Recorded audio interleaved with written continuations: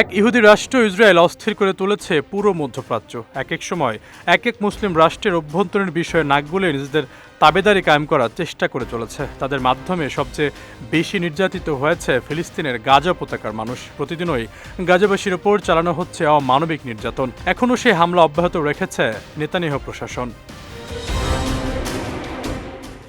এর মধ্যে গাজার দক্ষিণাঞ্চলের সংঘর্ষে এক ইসরায়েলি সেনা নিহত হয়েছে বলে জানিয়েছে দেশটির সেনাবাহিনী। ২১ বছর বয়সী নোম শেমেশ ছিলেন জেরুজালেমের বাসিন্দা এবং কফির ব্রিগেডের সিমসন ব্যাটালিয়নের একজন স্কট কমান্ডার। ১৫ জুন সকালে এই ঘটনা ঘটেছে বলে জানায় টাইমস অফ ইসরায়েল। সেনাবাহিনীর প্রাথমিক তথ্যে জানা গেছে, খান ইউনুস এলাকায় রকেট চালিত গ্রেনেডের আঘাতে তিনি নিহত হন। একই হামলায় আরেক সেনাও আহত হয়েছেন। নোম শেমেশের মৃত্যুর ফলে গাজায় হামাসের বিরুদ্ধে ইসরায়েলি স্থল অভিযান ও সীমান্ত এলাকায় চলমান সংঘর্ষে মোট নিহত সেনার সংখ্যা দাঁড়ালো ৪৩০ জনে। এদের মধ্যে ২ জন পুলিশ সদস্য ও ৩ জন প্রতিরক্ষা মন্ত্রণালয়ের বেসামরিক কর্মীও রয়েছেন।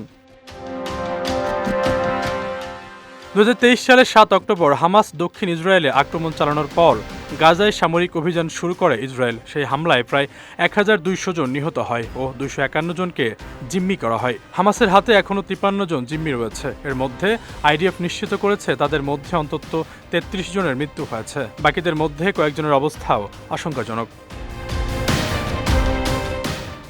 শনিবার আইডিএফ জানায়, ইরানের পারমাণবিক স্থাপনায় বিমান হামলা শুরু হওয়ার পর থেকে গাজার যুদ্ধকে এখন দ্বিতীয় অগ্রাধিকারের লড়াই হিসাবে ধরা হচ্ছে। এরই মধ্যে ইরান ইসরায়েলের মূল ভূখণ্ডে ব্যাপক ক্ষেপণাস্ত্র হামলা চালিয়েছে, যাতে অন্তত ১০ জন নিহত এবং উত্তর ও মধ্যাঞ্চলে ২০০ জনের বেশি আহত হয়েছেন।